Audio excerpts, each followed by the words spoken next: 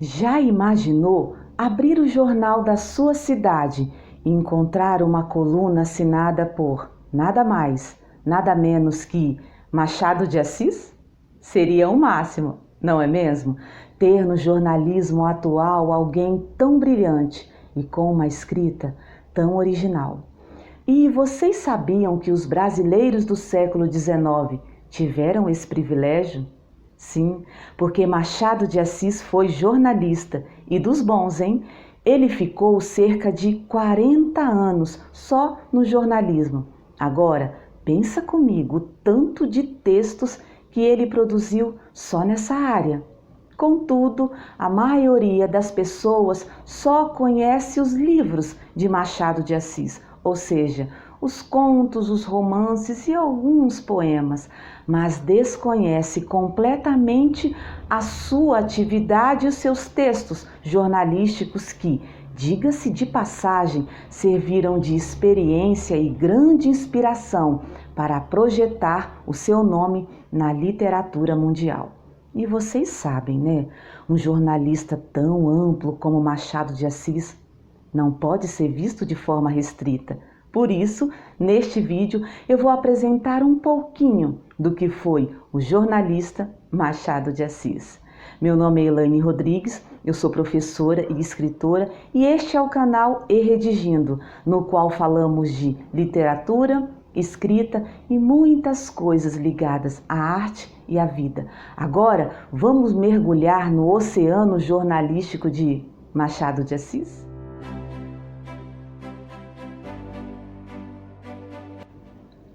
Aos 20 anos de idade, Machado de Assis entrou oficialmente para o jornalismo.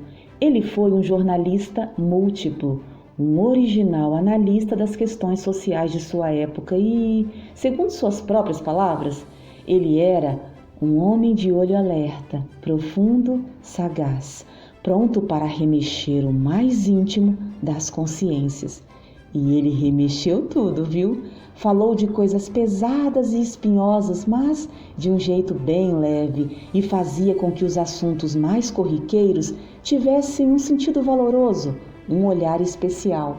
Sem contar, gente, a ironia de Machado de Assis, que fazia rir até os próprios alvos de seus sarcasmos, sem saberem, muitas vezes, que o deboche de Machado se referia a eles. Essa sátira foi a marca registrada de Machado durante toda a sua escrita.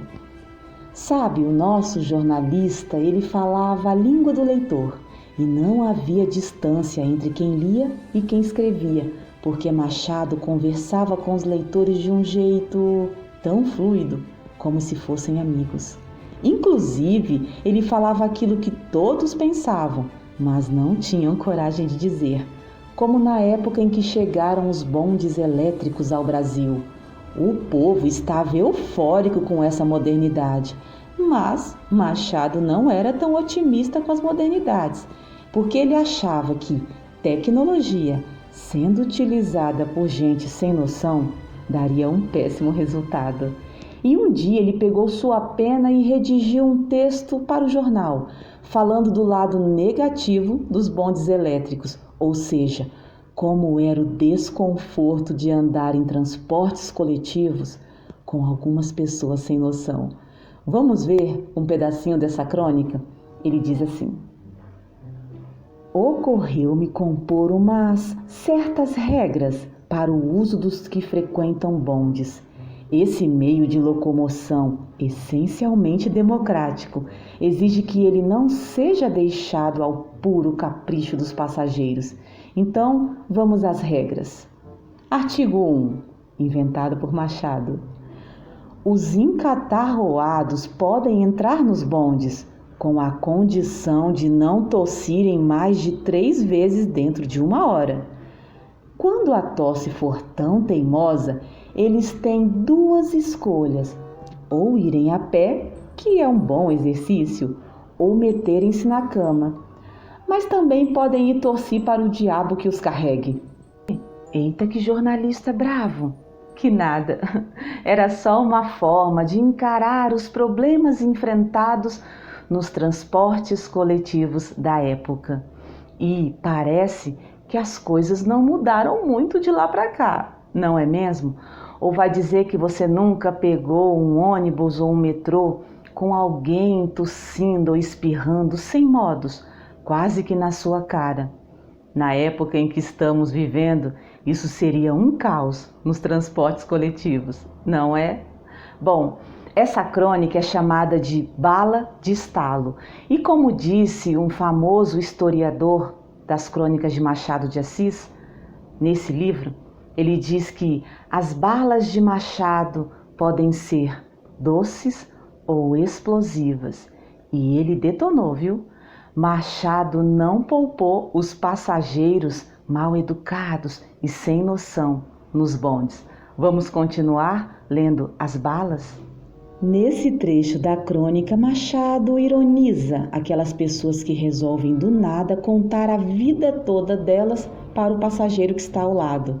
Vai dizer também que você nunca pegou um transporte coletivo, ônibus ou metrô, com aquela criatura que de repente resolve contar a vida toda dela para você, logo no dia que você não quer conversar? Ou então aquele dito cujo que fala alto ao telefone, fazendo com que todos os passageiros escutem, obrigatoriamente, suas conversas ou brigas íntimas?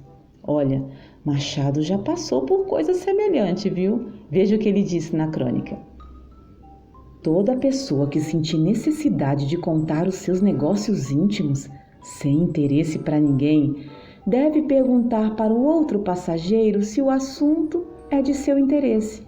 Se ele disser que sim, pergunte se prefere ouvir a conversa ou receber uma descarga de pontapés. Tenho certeza que preferirá os pontapés. Esse texto que acabamos de ler agora foi assinado por Lélio, ou seja, pseudônimo de Machado de Assis. Vocês sabiam que Machado de Assis usou mais de 20 pseudônimos para escrever nos jornais? Isso mesmo, porque muitas vezes ele falava de coisas espinhosas, alfinetavam os poderosos e a elite e os religiosos da época e, para não colocar o seu emprego nem o seu nome original na reta, então ele usava os pseudônimos e eram tão secretos que décadas e décadas depois ainda estavam sendo descobertas muitas crônicas de Machado de Assis e que estavam aí ocultas sob esses pseudônimos. Para vocês verem, né, como o nosso Machado era também bem misterioso.